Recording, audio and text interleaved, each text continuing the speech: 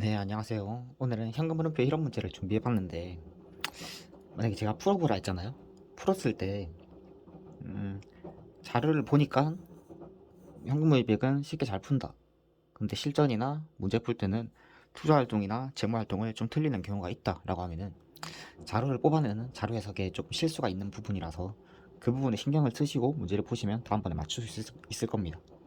그리고 만약에 이 문제를 봤는데 접근조차 하기가 좀 어렵다라고 생각을 하시면 제가 하는 방법을 한번 사용해 보십시오. 예. 그렇게 하면 투자활동이나 재무활동에 대한 일반적인 문제는 아마 쉽게 풀릴 겁니다. 음. 어떻게 보냐면, 이게 제가 만든 거지만 사실 현금 흐름표 문제 나올 때 보통 그렇게 주어지지 않습니까? 기초기반의 재무상태표, 그리고 손익계산서에 뭐 관련된 항목들을 내놓고, 그리고 이런 취득한 건물의 가격, 또는 처분한 건물의 가격, 그리고 감가상각에 대한 가격, 이런 것들은 다 나오고, 여기에 3개 중에 2개는 무조건 나옵니다. 그러면 하나를 퍼즐 맞추는 것처럼 풀어내시면 됩니다. 그런 식으로 접근하는 방식으로 와꾸를 한번 짜드릴 거고요. 한번 써보시고 괜찮으시면 사용하시길 바랍니다. 제가 어떻게 풀었죠? 기초, 취득, 상각, 처분, 기말, 이렇게. 건물은 기중에 나올 수 있는 사건들이 이런 경우밖에 없습니다. 더 이상 나올 수 있는 게 없어요. 뭐 재평가가 나올 수 있겠지만 그거는 나중에 생각을 하고, 그리고 그건 찾기가 좀 수월하실 겁니다. 사채도 마찬가지죠. 사채도 발행, 상환, 그리고 사활자 상각, 이렇게밖에 안 나오지 않습니까? 기중에. 그걸 이용해서 문제를 푸는 겁니다. 감가상각비를 구하든, 아니면 이런 처분에 따른 현금 유입액, 이런 금액을 구하든지. 그렇게 한번 접근해보고, 그러면 그렇게 그리면 되겠죠. 내가 투자활동 현금 흐름표를 만났다 라고 하면은 일단 와꾸로 적습니다. 기초, 취득, 상각, 처분, 그렇게 해서 나온 결과값이 기만입니다.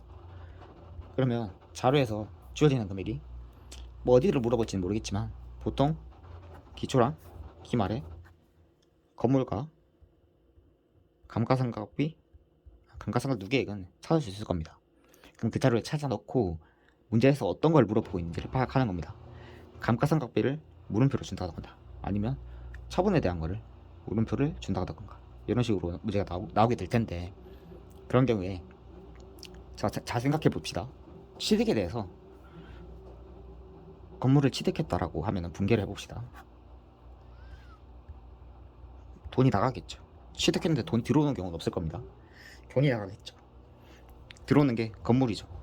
여기 뭐 누계액이라든지 이런 계산 됩니까?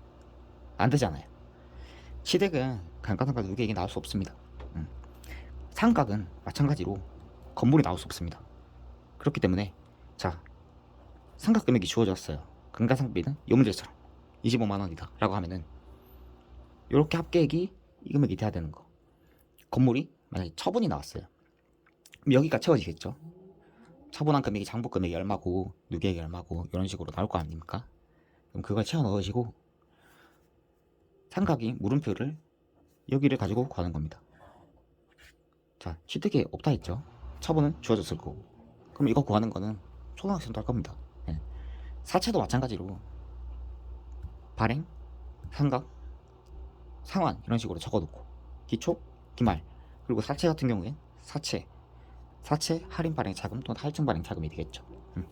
그런 식으로 문제를 풀어서 정리를 해보시면, 요거 한 2번만 내일 아침에 한번 연습을 해보십시오. 예. 그럼 현금 흐름표가 생각보다 어려운 게 아닌데 라고 느끼실 겁니다. 그렇게 문제를 준비해봤고 이 와꾸를 활용하시고 문제를 푸시면 되겠습니다. 이번 시험에 현금 흐름표 어떻게 생각하느냐 라고 하면 저는 별표 하나 정도 주겠습니다. 3개 중에 하나 주고, 실제 가능성이 뭐 낮은 편이다 라고 얘기를 하고 싶습니다. 이유는 기본적인 직접법 간접법에 대한 게 19년도에 30분짜리, 그리고 18년도에도 결합해서 났을 겁니다. 그리고 또 2022년도에도 10점짜리로 이것도 기본 문제였죠. 그렇게 나왔기 때문에 현금 흐름표 또다시 출제하기는 쉽지 않을 겁니다. 그리고 출제한다 하더라도 기본 유형은 나올 가능성이 희박하다고 생각합니다. 만약에 나오게 된다면 신유형으로 어렵게 나올 것 같습니다. 그 중에서 현금 흐름표 중에서 가장 어려운 주제가 뭐냐라고 하면은 저는 그렇게 생각을 합니다. 이런 앞에 기본 투자 활동이나 재무 활동은 그렇게 어려운 주제라고는 생각 안 하고 간접법이랑 투자 재무 활동이 결합된 문제가 아마 나오게 될 겁니다. 이렇게 나오면 대부분의 수험생들이 아마 풀어내지 못할 겁니다. 사실 회계사 수험생도 제법 힘들어하는 주제고, 그렇기 때문에 이런 문제가 나오면 어떻게 접근을 하냐에 대해서 한번 설명드리고 마치도록 하겠습니다. 자료가 그렇게 주어질 겁니다. 표가 나올 거예요.